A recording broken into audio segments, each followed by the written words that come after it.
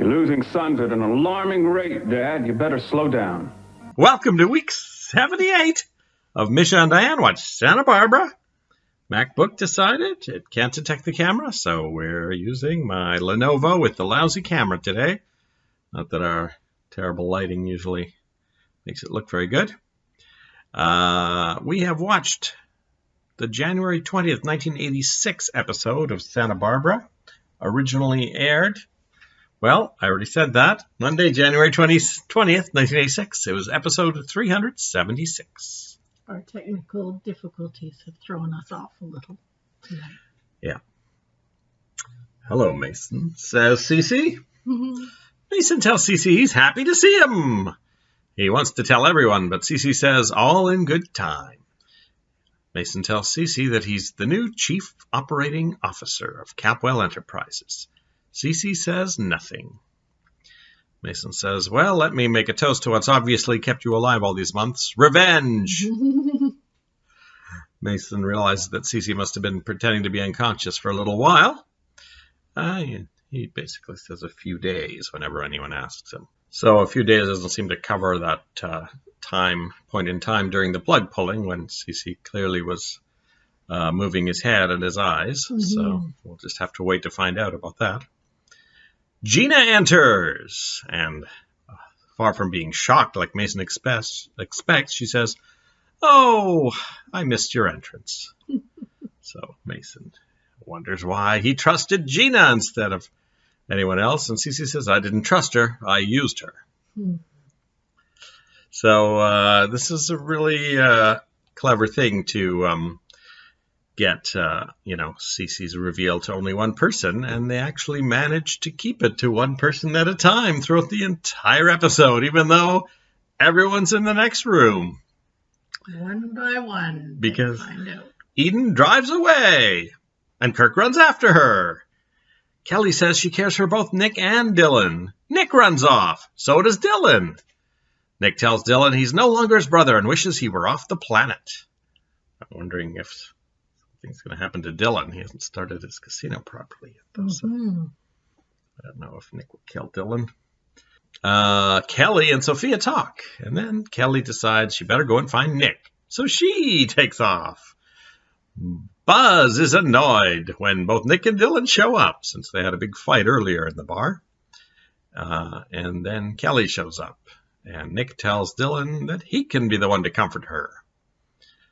Ted calls Buzz's, and Kelly heads home. Looking for Mason, Ted finds him with Gina and Cece. Ted calls for Sophia, and she's happy to see Cece standing there, but Cece's got a very neutral face with all of these various people. He says, I understand you're still staying in the guest house. Sophia says, of course I wouldn't leave while you were so ill. Once again, a non-committal response and, face from Cece. Cece asks for Kelly and Eden, and of course they're nowhere to be found. Mary comes up the back and says she'll just pop up to check on Cece when she realizes he's sitting right next to her. So Kirk returns, also shocked to find Cece up and about. Cece introduces himself. And then Cece says, all votes and contracts are null and void, and no one is to sign anything. So this is basically the undoing of anything Mason's planned up to this point. Gina starts to say goodbye. Well, that's it for me. I'm out of here. And Cece says, and no one is going anywhere. So yeah, I was wrong in thinking that Gina had left town, but maybe she should have. So I wonder why she was so late. Kirk is sent to find Eden. Ted goes to track down Kelly, which, we already know he found her at Buzz's. Mason asks Cece if he knows who pulled the plug on him. Cece doesn't answer. Mary takes Cece to his room, checks his pulse and everything, and says he's doing pretty well. And Cece tells her not to tell anyone that he's not as good as ever. He wants to feel strong. people to think he's strong. And she asks what he may have heard over the last few days. Yeah. He points out that he did hear her talking about Mason. Cruz and Santana make love.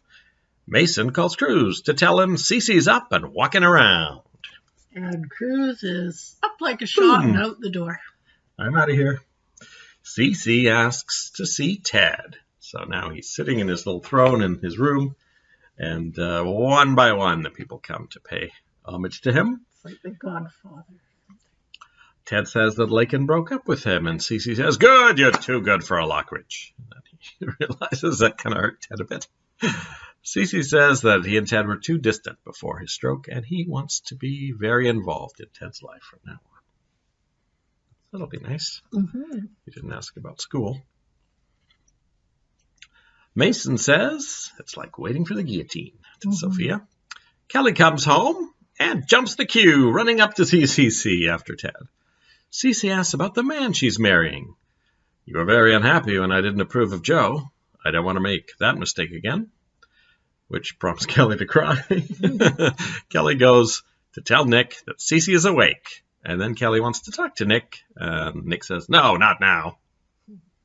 So, a lot of people being moved around like chess pieces around the city of Santa Barbara. Eden, Kirk, Nick, Dylan, Kelly, all going in and out of the house at various times. Yeah, I wondered if perhaps Eden's absence this episode was done to give CC a chance to evaluate Kirk on his own.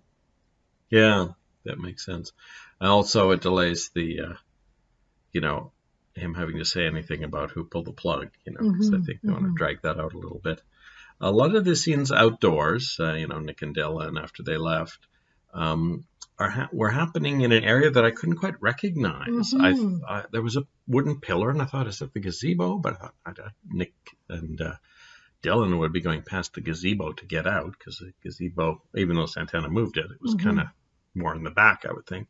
Then later I thought it might be those kind of trellis-like bits that are next to the guest house that Sophia lives in that we saw earlier in the summer. There was a bit of an area there. But I think maybe just because they didn't have room to build more sets. It was a very narrow shot just from one stationary camera with a pillar on the left and the right and just room for two people to chat in the middle. But there were several scenes in that little contained area.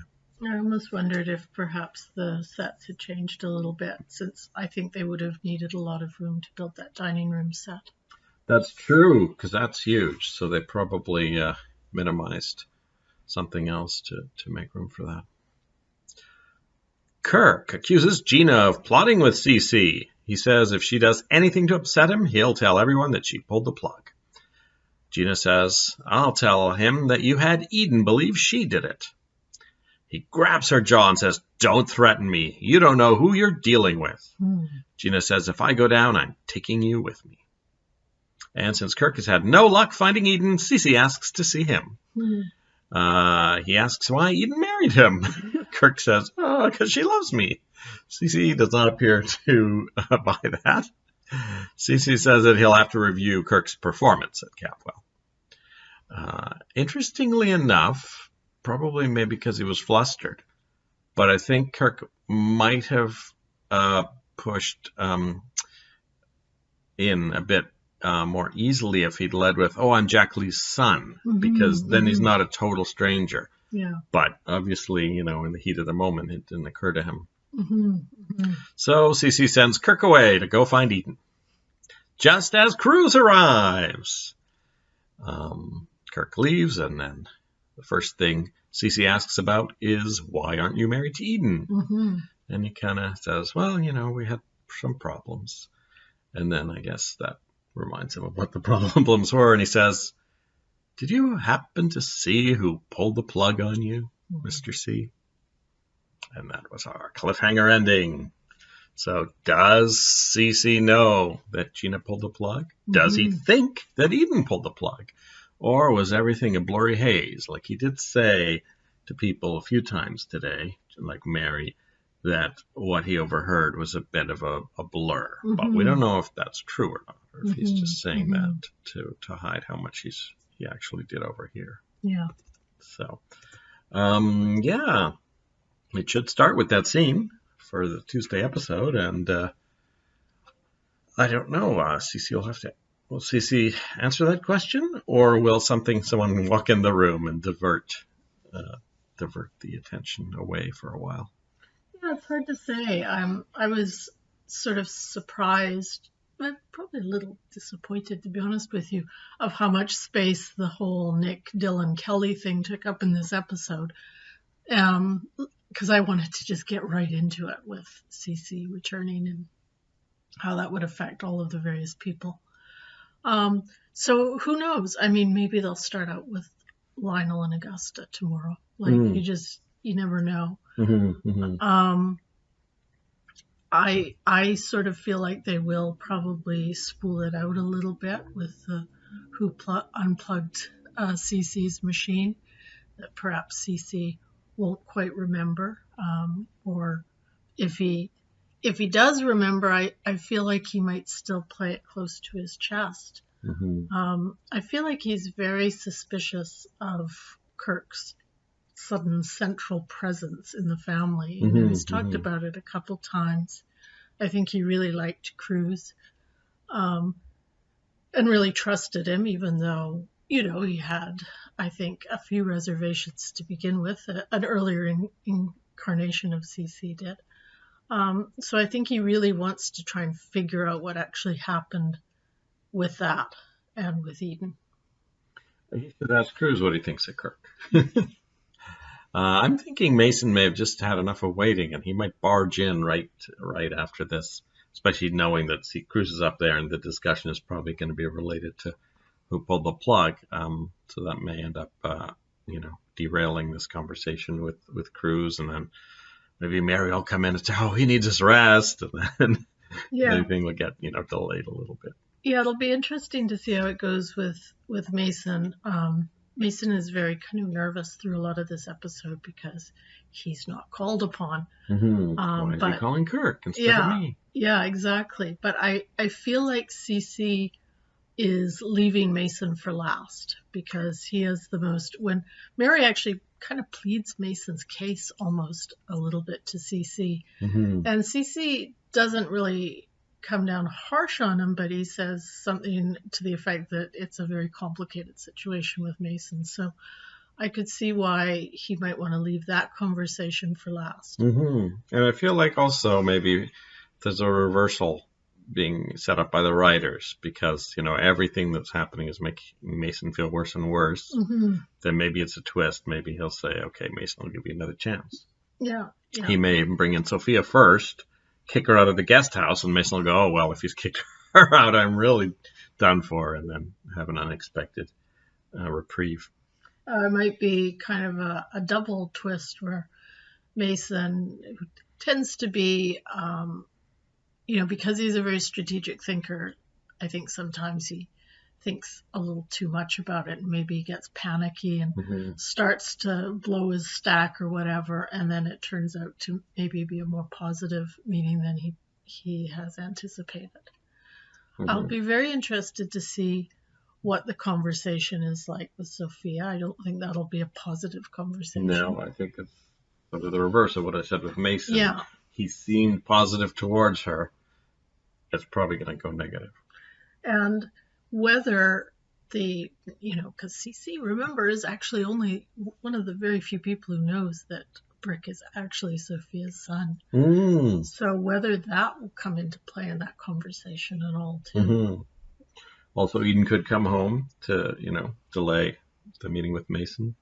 He could demand to see Gina again for something in between. So, we might push this meeting with Mason till the end of the episode, but definitely don't see them pushing it till Friday because it's only Monday today.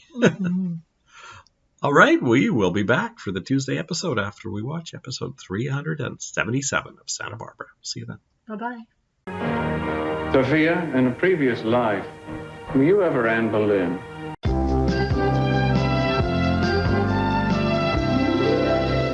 Welcome back to Misha Dianne watch Santa Barbara. Hello. We finished episode 377, which originally aired Tuesday, January 21st, 1986. Mason waits impatiently for his turn to see Cece for much of the episode. Cruz asks Cece if he knows who pulled the plug, and once again, Cece's quite cagey about it. Cece says, oh, many people wanted me dead. And Cruz says that he would keep it in confidence. And Cece says, you mean if it was a member of the family, you'd just keep it covered until you had proof? And Cruz says, yes. And Cece says, I don't want to accuse anyone unjustly. So, it's just from his facial expressions, it's not clear if he thinks it's Eden or if he knows it's Gina. He does say at one point, and we don't know how accurate this is, that he has some memories. He says, I understand it was about 3 months ago, and I've got some things swimming around in my head or something like that. So it'd be interesting to know exactly how much he recalls when we finally find out. Santana shows up and spends some time trying to talk to Cece, but no one ever lets her in. She wants to find out about Brandon, so she's still maybe not aware that Brandon is completely out of the will. Yeah. I guess because Gina hid all those papers. And I guess Mason hasn't really told her what he knows either. Cruz tells her that Cece didn't reveal anything about who pulled the plug. She sees that Cruz is worried that it might be Eden. So even with all the suspecting of Kirk, it's still quite possible that he did it, in Cruz's mind. I got this real sort of vibe this episode, and I think it was partly maybe my impressions as a viewer, but I kind of got this vibe from the other characters too, is that they were maybe finding Santana a bit irritating this episode because she's trying to, get into CCC before several family members, and she just wants to talk about Brandon, which is really not anyone's top concern right now. And she keeps kind of hounding Cruz about this as well. And we've already seen examples of Cruz kind of taking every opportunity to get away from his romantic dates with Santana. So I kind of got the feeling that, maybe this was perhaps a little bit of a mistaken focus for her right now. Yeah, but at least she's on the show doing something. That's right. She was not doing very much for a very long time. It would just be nice if she had other things to do, I think. Lionel calls Sophia and asks how the party went, and all she can get out is Cece, and Lionel says, I'll be right over, before Sophia can stop her. This is such a dramatic change from the beginning of the series, where the Lockridges had not set foot near the Capwell mansion for like decades. And now they're popping over every other day. And there's one point, I can't remember if it's in this episode or another one, where Lionel just starts heading upstairs, and who does that really in any house? Cece calls for Sophia, and Mason says as she goes up the stairs, in a previous life, were you ever Anne Boleyn? Sophia goes in, and he says, I understand that Brick Wallace is your son, the Lockridge chauffeur. He says he wants her out of the house and never to see any of his children ever again. So any thoughts we might have had that Cece had mellowed during his time unconscious, I think, are totally blown away at this point. Also, how enforceable is that really? They are all adults. Yeah, even Ted. Yeah, I think even Ted is now an adult, or pretty darn close if he's not legally an adult. So. When Lionel finds out, he confronts Cece, and he says, one day you'll destroy yourself and there'll be no one there to mourn you.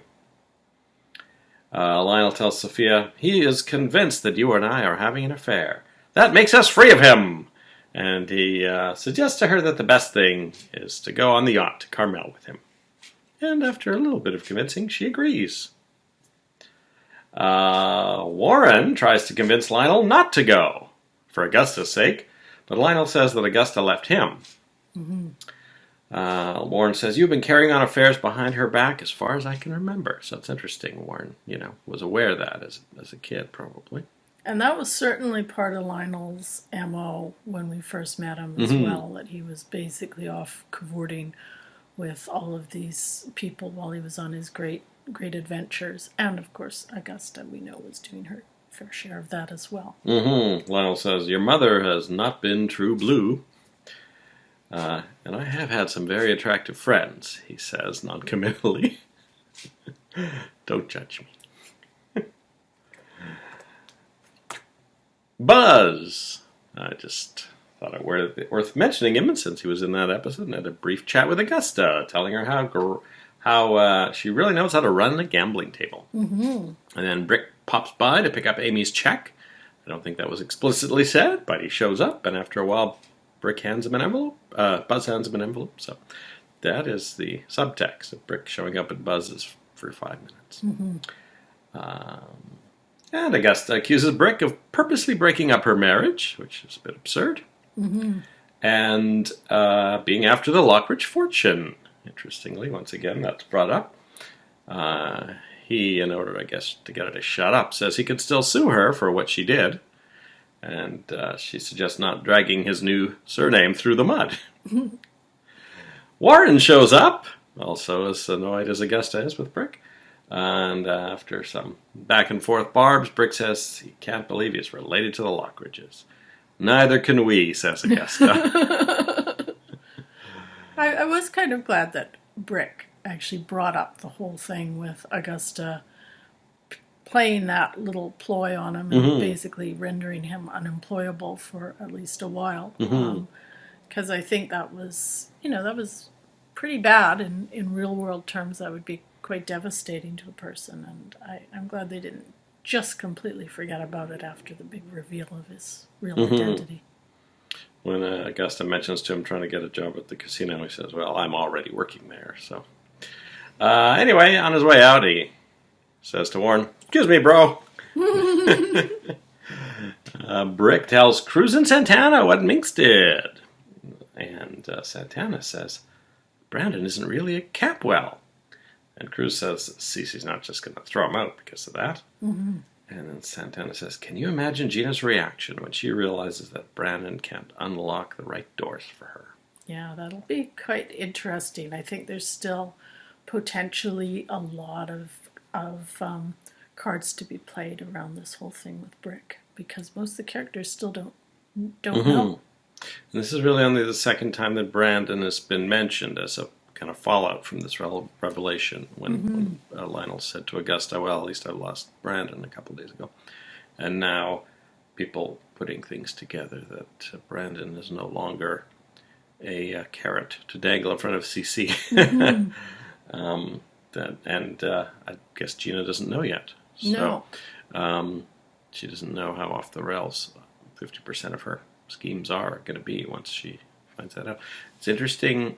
Cece never asked her to look into that. And now that I'm thinking about it, maybe it was because he realized that means Gina has no hold. She would probably end up getting more desperate. Might try to kill him again. So, yeah, he purposely, after he overheard Lionel and Sophia talking about Brick, he purposely did not get his one puppet, Gina, to look into it or talk or even let her know. So I thought that was odd at first, but now I realize, it might have been a preservation thing.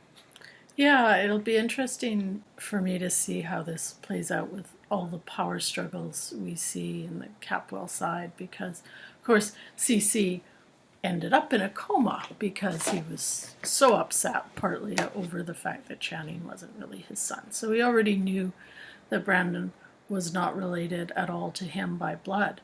But now it turns out that Brandon isn't actually related to any of the Capwells by blood. Not even Sophia. Not even Sophia. So whether that has any kind of impact on some of the other power struggles in any way, I don't know. It'll be kind of interesting. Cece tells Mary that she's too good for Mason. And she tries to put in a good word for Mason. But we don't know whether it's sunk in. So finally, it's Mason's turn to enter the lion's den. And Cece says Oh, well, Mason kind of apologizes, actually, for telling him that Channing was gay and that Lionel was Channing's father. And Cece says, I intend to reduce you to rubble. You're out of the will. In fact, you've never been born. And Mason says, you're losing sons at an alarming rate, Dad. Cece kicks him out. But Mason returns and says he will fight Cece to the death if he has to. And that is the end of the Tuesday episode. I almost wondered if maybe Cece was feeling a little threatened by the deal that Mason had put together. He hasn't talked about the deal yet. No, with anyone. But it's kind of a, it seemed to me like kind of a mano a mano grudge match at this point, rather than, before we had, and I mean, there's still a lot of that there, a lot of wounded pride on Mason's part, and a lot of disappointment on Cece's part, and so on. And I think we saw this even at the very, very beginning when they were still somewhat getting along. Whereas, to me, I feel like Mason putting together this deal and ever so briefly getting the CEO-ship of Capwell has perhaps made him feel like he actually could do this. He actually is a contender. And I think that Cece is perhaps finding this quite threatening, because he knows if he hadn't come out of his coma, Mason would be running the company, and he probably would not have had a lot of chance to get it back if Mason had gotten himself firmly enough established. And we know what Mason's done to try and have Eden declared incompetent. Maybe he'll try the same with CC, saying he's not well enough to run the company, and even though he's awake, he should be replaced, and make a legal challenge against him. I'm expecting a lot of perhaps involvement from Mary in this whole thing between the two of them, because I think she has respect for Cece, but she loves Mason, and I think she doesn't want to see either of them hurt each other. So I think we'll see her in there as kind of a voice trying to bring them together. We haven't seen Mark in these last couple days. No. I'm kind of happy because I find him kind of boring. I find Mary kind of boring too, but yeah, but Mary and Mark, it's like But I think if she ends up, I'm actually very much expecting at some point she'll be taken hostage by Mark or something like that, and perhaps Mason and Cece will at that point work together to help her out, because they both like her. I mean, that might be one way she brings them together, apart from scolding them into trying to get along. Now let's do a quick rundown of the Santa Barbara actors we've seen in other shows. We started watching Lou Grant again. Once we had watched some Mary Tyler Moore due to Betty White's death, we kind of remembered that both Cloris Leachman and Ed Asner and Gavin MacLeod died this year. So had a lot of 4 people from Mary Tyler Moore die in 2021, and so we started picking up watching Lou Grant again, where we left off quite a few years ago with episode 7. And the first one we see, not in the main credits, because she only appears right at the end, Margarita Cordova, Rosa, appeared as a main character that a lot of people were talking about, but that we didn't actually see much until the end. And then the very next episode, David M. Haskell, Nick Hartley, appeared as a doctor. So we'll be watching another Lou Grant tonight. Maybe we'll see someone else. That is it for episode 377. We'll be back for the Wednesday episode, number 378, in a couple of minutes. We'll see you then. Bye-bye.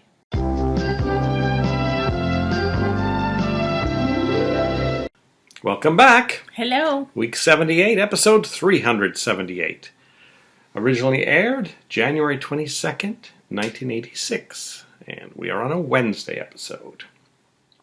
Kelly and Pearl arrange to have Nick and Dylan marooned on the oil rig so that they can make up, which I imagine we'll see in the next episode. That's about it. Took the whole episode. Took a long time to get there. Yeah, they had a wacky trick. Kirk tells Gina they need to find out what Cece knows. Cece awakes to find Rosa watering his flowers. He's very happy with the way she had kept his flowers alive, and she said she wanted something, to look this way it was before when he woke up. Mm-hmm. He asks her about Eden and Kirk, and Rosa says there's something missing between them. Gina tries to see Cece, and Cece says, I don't want to see you now. Your case requires processing. And Gina says, Your Honor, I've been so good the last couple of days. Cece says, you don't expect to get time off for good behavior. And Gina says, if you do anything to me, it'll affect Brandon. And Cece says, Brandon will be fine. And then he says that he'll see her later, when your number comes up. Santana plays the tape over and over and figures it all out. She figures out that Gina must have played the tape to Eden and made it sound like it was Cece asking, let me die. Mm-hmm. And Cruz says, don't jump to any conclusions. So this may add fuel to the theory that Cruz is not a very good police officer. I've sort of sensed that for a while, actually. Kirk comes by the beach house, just around this time Cruz gets home, because he spent the night at Santana's, and he's looking for Eden, and Cruz says, well, I'll let him know if he finds her, and he goes inside, and there she is, sleeping on his couch, and he almost goes up to shout at Kirk to come back, but changes his mind. And then eventually he tells her the good news that Cece's come out of it and takes her to the Capwell house. Now, Kirk has taken those few extra minutes to try to break into not the drawer now, but a little jewelry box, I guess, on Eden's desk. And unfortunately, Eden and Cruz aren't too far behind him, because he hears Eden's voice out in the hall and has to stop the breaking in. I would really think, though, that, if you saw your jewelry box jimmied open, there would be a very finite number of suspects for that, since Kirk has been, showing a lot of interest in Eden's sort of private property. That could, I would think it would be hard to kind of talk his way out of that. So Kirk is perturbed to see Eden with Cruz, and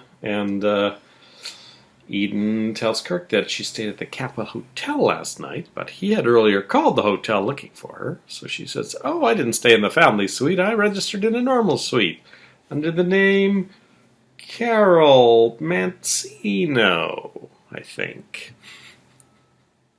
That was not very believable to me. Anyway, she the first opportunity she gets, she opens up the little box, takes the letter to Cruz out, and hides it in the closet. Looks like she maybe shoved it in a boot or something. And then later on, when she's out of the room with talking to Cece, Kirk breaks back in there, breaks into the little box and finds it empty. So he has been thwarted. Do you think he'll probably search the desk, but I don't know if he'll search the closet and find the note.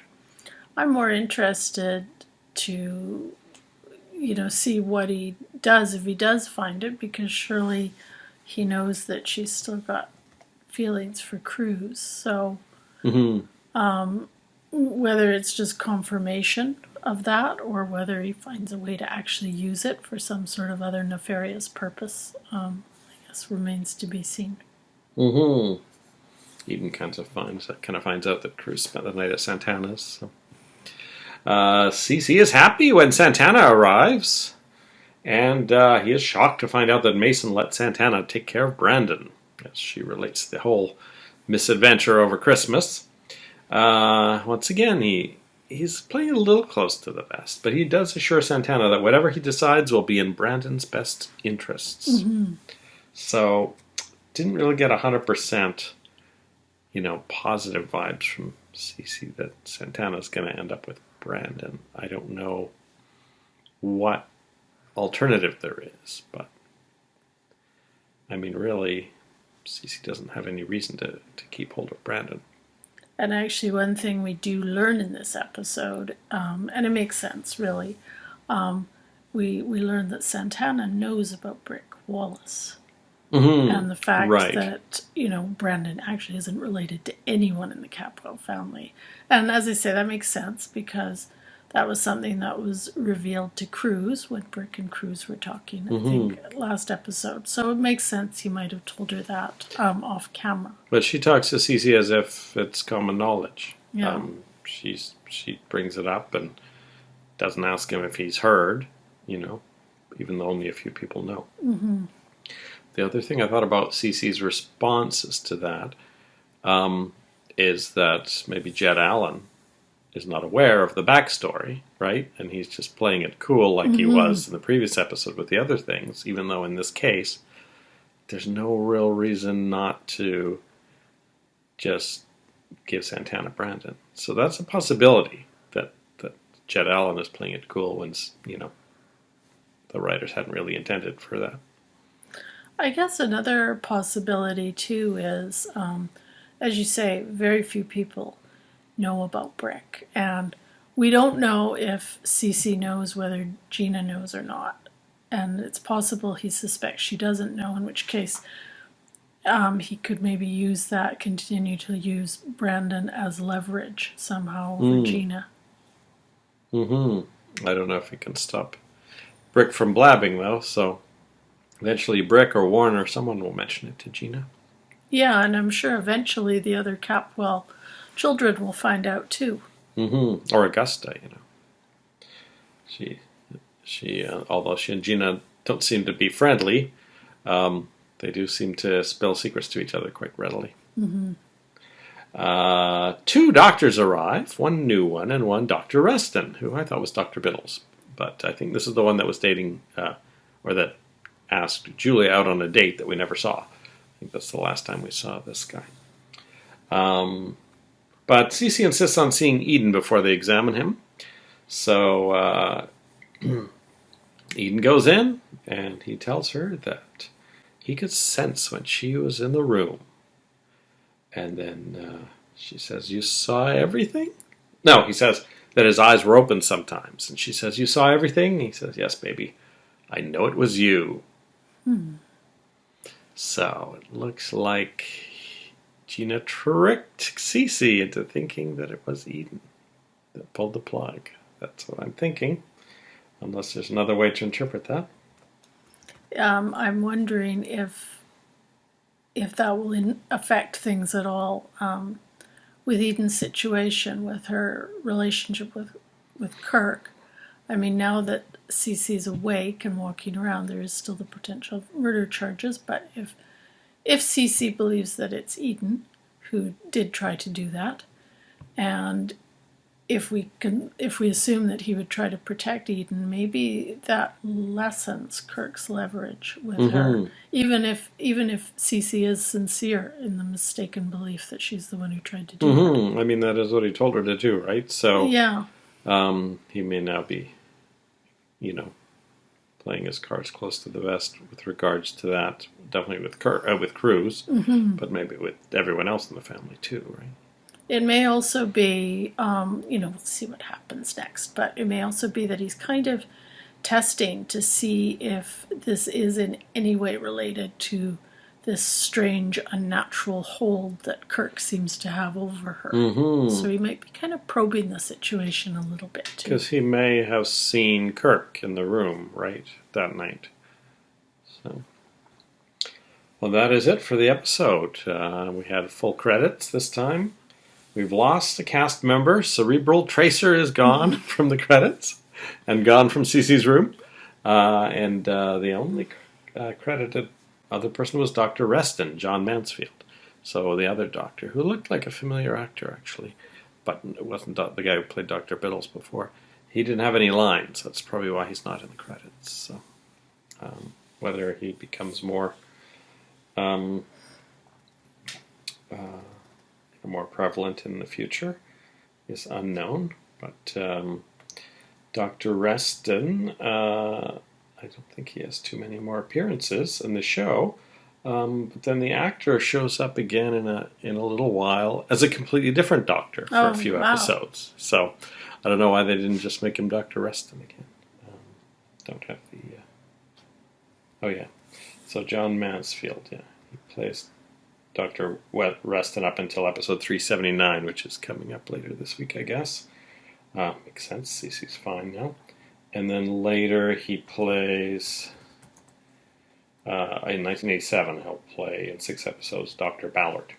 So we'll see. Maybe there's a reason they couldn't make it Dr. Reston again.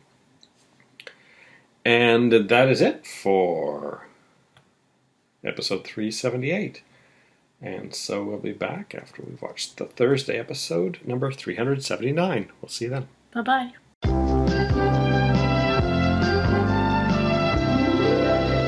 There's a lot of gold diggers out there. When you're someone who comes from the kind of family money that you do, that's what the girls are really after. You should know.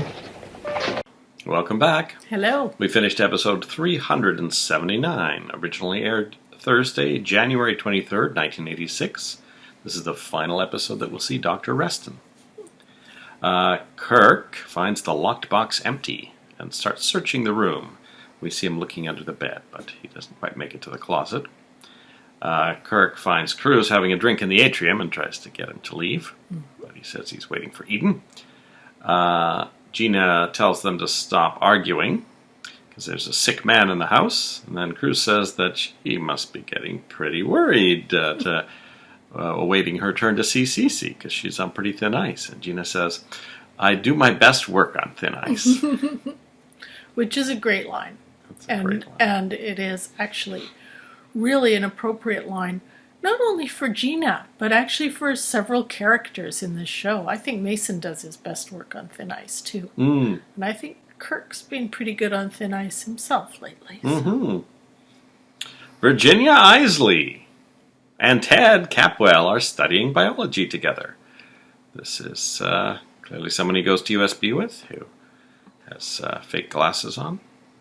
And Gina tells Ted that he's going to have to fend off a lot of gold diggers. And Ted says, you should know. And Gina says that Ted will regret that. So here we see the pretty much only good relationship Gina had crumbling.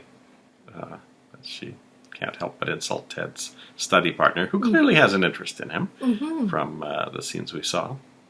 So I don't remember this character. I don't know how often we'll be seeing her.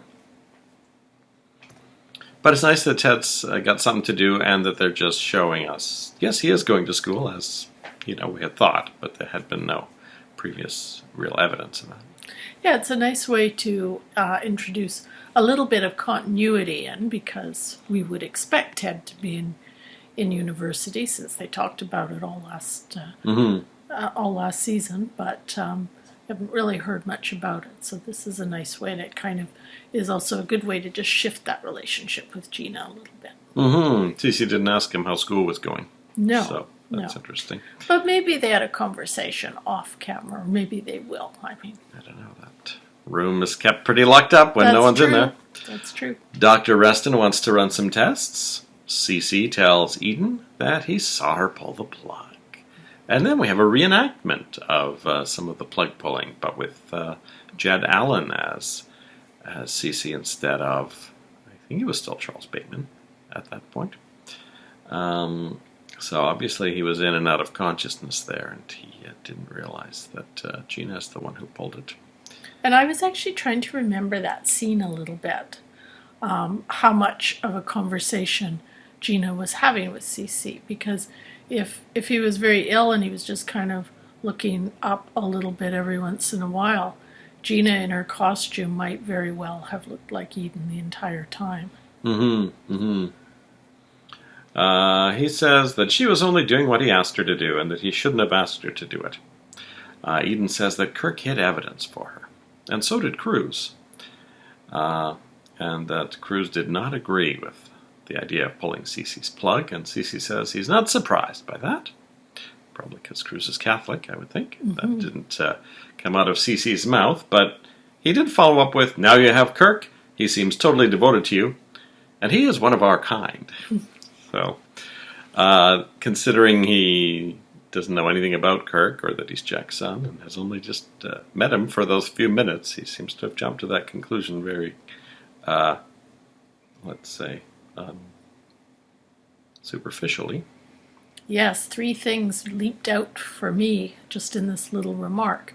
First of all, Cece and Eden really do kind of get each other. They were totally kind of on the same page with that pulling the plug thing, after all. Mm-hmm. And of course, we also see that Cece is, as usual, an impulsive and very poor judge of character, especially when it comes to his daughter's suitors. Mm-hmm. Peter Flint? Peter Kirk Flint, Cranston? anyone? Yep. And finally, Cece's still a snob and still a racist. Mm-hmm. It's interesting, because I had thought that they were going to try and tone Cece down a little bit with the recast, but they seem to have doubled down on everything, just to let us know he's still the same guy.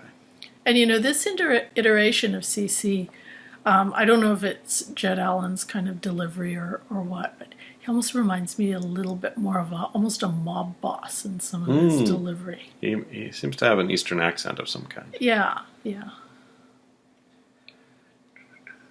Eden asks about Gina, and Cece says, I'll deal with her. Don't even talk to her.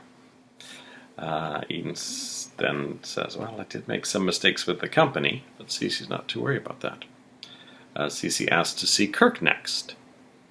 And Eden tells Kirk that Cece knows and won't say anything, and that he approves of their marriage.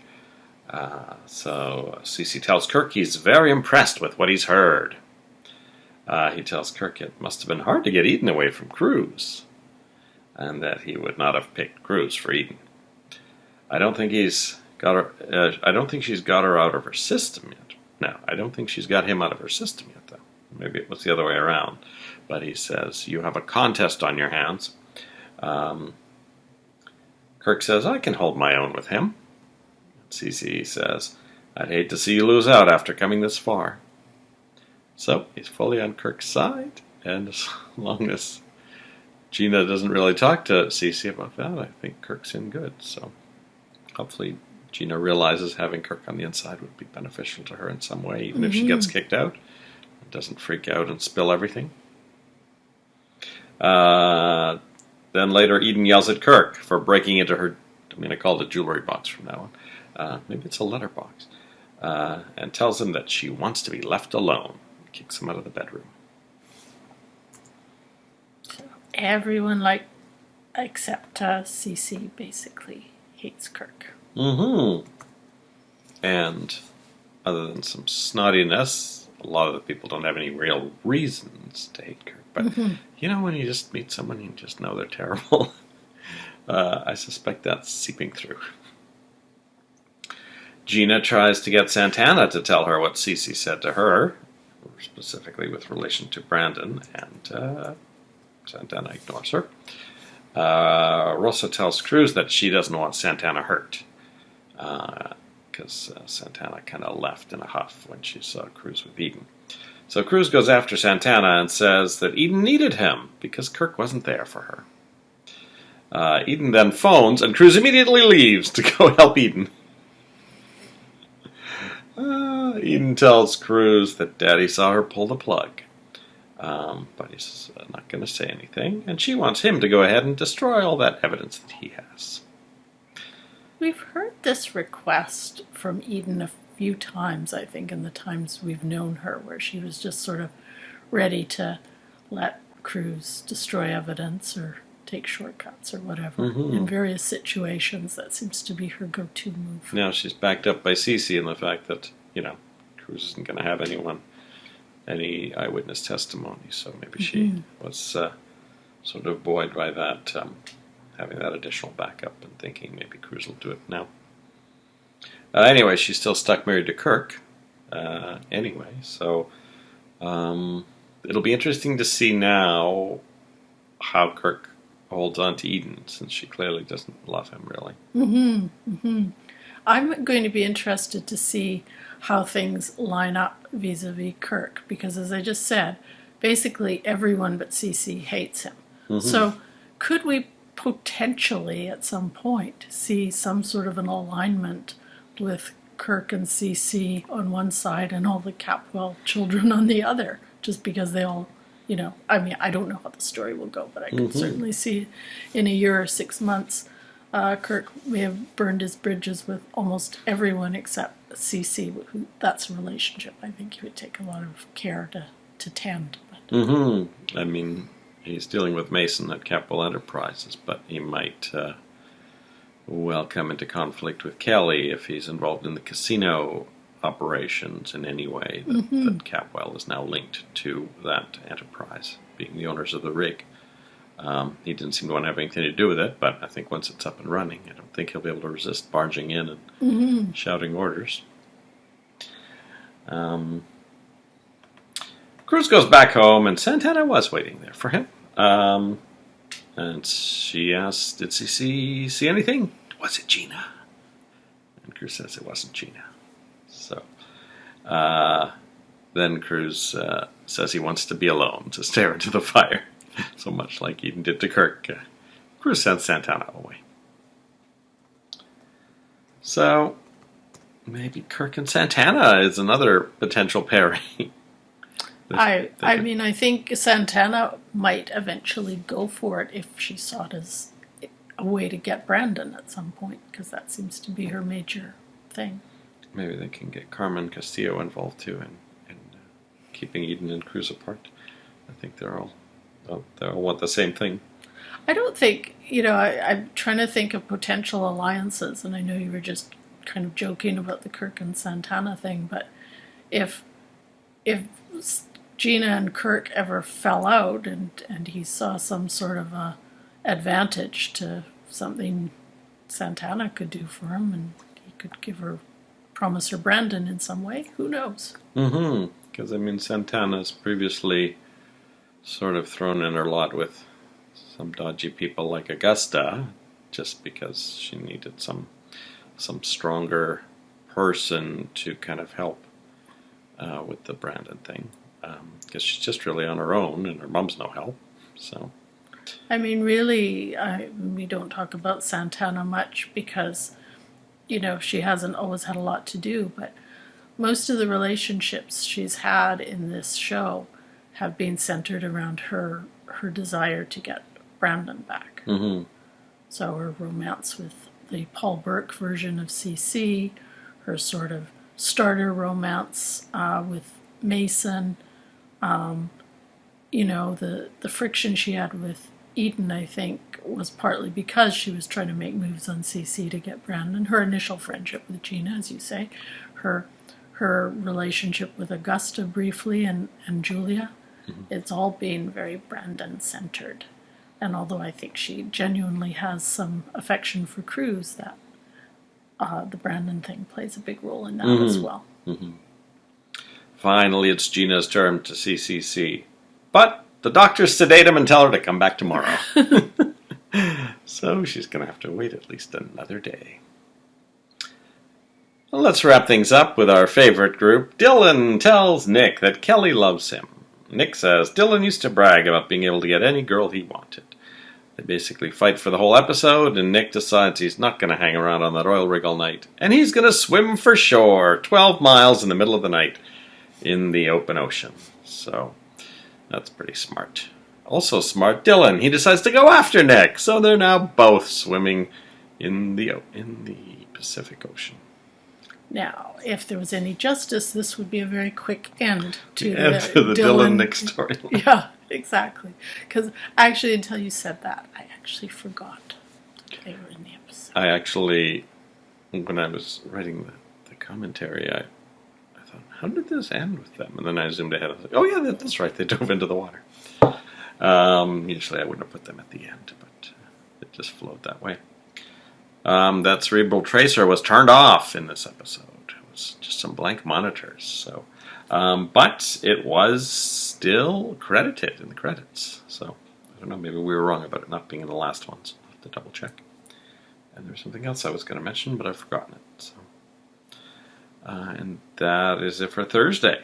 So we've got a Friday episode coming up. So maybe, well, I think we'll finally see Gina and Cece. That's the big showdown, and presumably Lionel and Sophia are on their cruise, right? Because Cece made her pack up immediately. So maybe we'll see them on their boat to Catalina. We'll maybe see Gina packing up today. And interestingly, don't know what Cece's got planned for Brandon.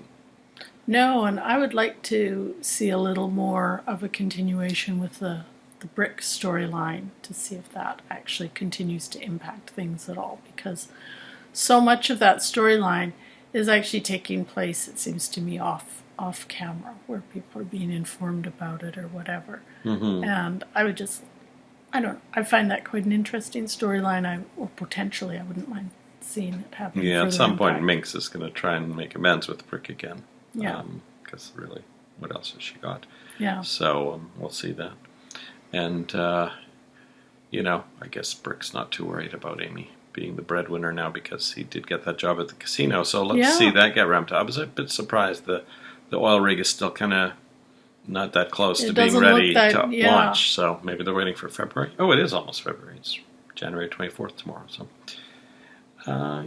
So anyway, we'll be back after we watch episode 380, Friday, January 24th, 1986. See you then. Bye-bye.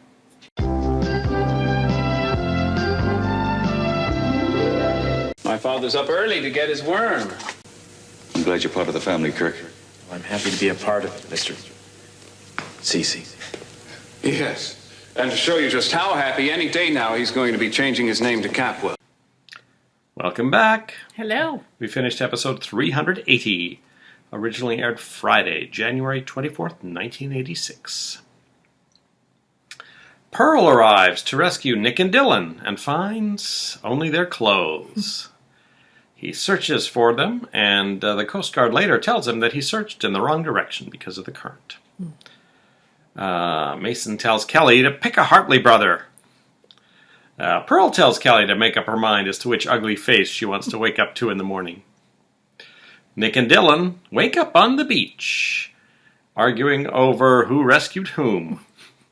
And in an effort to once again decide who came out on top, they decide to have a foot race to Buzz's. Of course, Kelly and Pearl are happy that they're alive. Nick thanks Kelly for making them brothers again.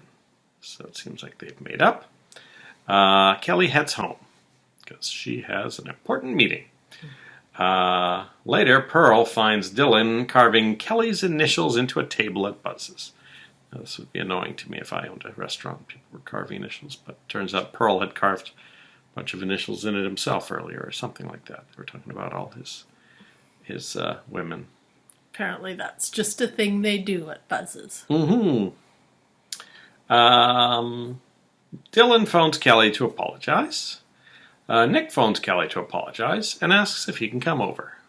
So Nick will be coming over later, but that will be in Monday's episode. Wouldn't be surprised if Dylan also came over. Similar to the way it happened on that fateful night. Kirk tells Eden that she's the best thing ever. And I think there was a flashback that echoed either Kirk or either Cruz or Eden saying that to each other. So kind of bounced around in Eden's head all day. He finds her later with a bunch of Cruz's things that she had stashed in the closet, and she says she just didn't have time to deal with them.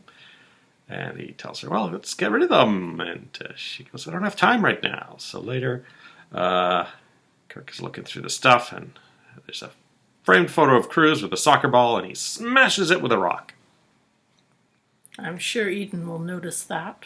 Yeah, she will not notice it. Mason insults Mary by telling her that she's just doing all of Cece's dirty work. And throughout the episode, he's kind of taunting Mary for being so nice to Cece. Cece finally summons Gina, but it's first thing in the morning. Mason says, my father got up early to get the worm. Gina tries to put a good spin on their relationship during her conversation with Cece. Cece tells her he's calling a family meeting later where he will reveal his plans for her. Gina tells Mary and Mason she thinks she's off the hook because Cece hates Sophia so much more. As we know in this storyline, when someone thinks one way, generally it's the other way. And in fairness, Mason does actually warn her about this throughout the episode. And we see this kind of back and forth between her and Mason all episode about what Cece's intentions really are. At the meeting, Cece's first pronouncement is that he woke up from his coma craving rosas chili rellenos. Then he tells Kirk and Eden that they've been doing a great job at Capwell and they will continue on in their same capacity except now reporting to him. I think that made Kirk pretty happy. Now, interestingly, when he says that, Eden sort of says, well, we did make some mistakes. So she tries to... It was just interesting to me that she tries to kind of counter that a little bit, or perhaps add a little bit of objectivity to that, because I have a feeling she thinks her father's kind of doing what he does, which is go with the impulse and run, very hard in one direction with it. Then Cece says, I wish to extend my profound apologies to all of you for inflicting Gina on this family. Gina, he tells, to leave the house immediately with nothing, except for Brandon. Santana begs him to reconsider. Rosa ends up having to console Santana about this. Gina insults each family member one by one and tells Cece that she owns half of everything under California's community property law. And Cece says that his lawyers will wear her down. This makes me think that, Gina's pretty tenacious.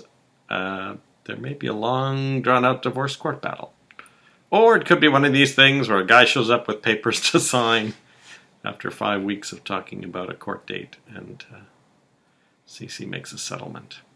Yeah, and I was thinking, during that little exchange that Cece has already promised to wear down Mason, so he's got two fronts he'll be fighting on in terms of wearing people down. So I do sort of wonder just how focused this wearing down effort is going to be if it's in two different places.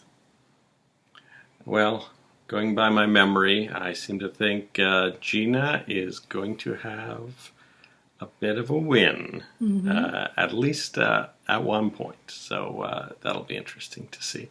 Well, I think in some respects, even though she's in some ways appears to have lost everything in this episode, she actually has a point about being married, and he can't just take everything from her, unless they had some kind of prenuptial arrangement.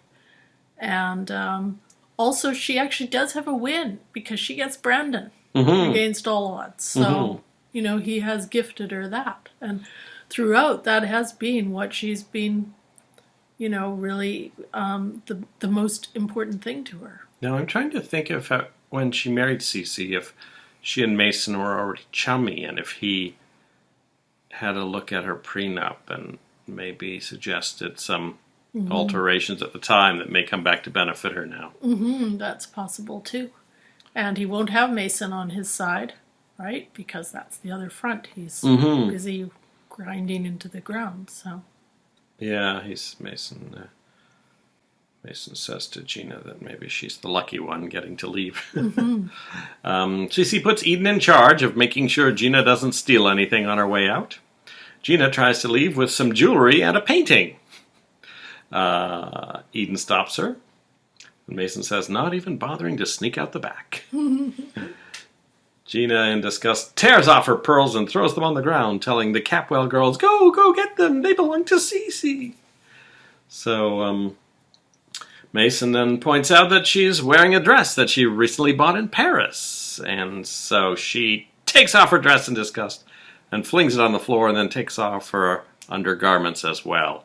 Throws them on the floor and vows, I'm going to take everything that any of you has ever loved. So I think Gina's revenge, especially maybe even more so with this new Gina, is going to be something to watch. yeah, I was actually thinking about how different this scene would have played with the first Gina, and I think it would be a much tearier scene, sort of a martyrdom kind of scene.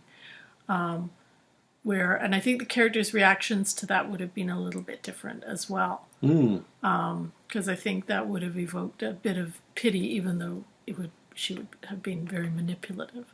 Whereas this Gina is just hardcore, in your face, aggressive.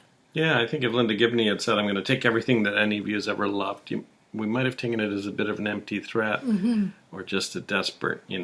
Yeah. But I'm thinking Robin Mattson's Gina really is going to do something to each and every one of these people. And thankfully, I don't remember any of it. So hopefully there'll be some fun coming up, and presumably with the help of Kirk. And I've tried to think already, little gears going on in my mind, what that would be, what kind of revenge that would be on each character. Because with Santana, she's now taking Brandon. So that is pretty obviously taking the thing she loves. I guess she could engineer Cruz and Eden getting back together somehow, but then that wouldn't necessarily be punishment for Eden, because Eden really would probably rather be with Cruz. So yeah, it's interesting to think what specific revenge she has in mind for each person. I see now that's why they may have laid the seeds for this on the Ted front. Those couple of negative exchanges. And maybe showing Ted with his school friend might be part of it, because Ted doesn't really do anything. So maybe we'll start to see Ted at school a little bit. There might be some other people at school that he knows, and somehow Gina will use that against him somehow. But they've got to introduce something for Gina to interfere with in the first place, because up until last week Ted had done nothing for several months. I suppose Gina could stir up things between Kelly and both of the Hartley brothers, so she doesn't get either of them. Yeah, maybe a faked pregnancy test or something, just to throw some something into the mix for them. Eden, she could try and mess up her relationship with her dad, I suppose. And if it's what I remember, what she has in store for Cece is actually pretty amazing. So that's about the only one I think I remember, unless it's a future scheme of hers I'm thinking of. So that'll be fun. Well, it's Friday, and back in 1986, my friend Mike Taylor said, after I'd moved to Vancouver, "Hey, if you like Star Trek, you might like this British show I've been watching called Doctor Who. It's on at 11 o'clock on Saturday nights, and it's about 2 or 3 hours long every week." And so I can't remember for sure if this is the weekend that I first watched Doctor Who, but the first show I ever saw was City of Death, so it was around this time. So we'll be back Monday to see how I enjoyed it. And that is it for the week. So we'll be back. You'll see us back in 2 weeks as we face the challenges of week 79 of Santa Barbara. We'll see you then. Bye-bye. I just keep them coming. I keep them going. High volume business.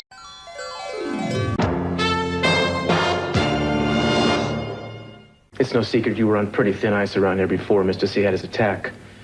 My guess is the ice hasn't gotten that much thicker. Maybe not. But I do my best work on thin ice.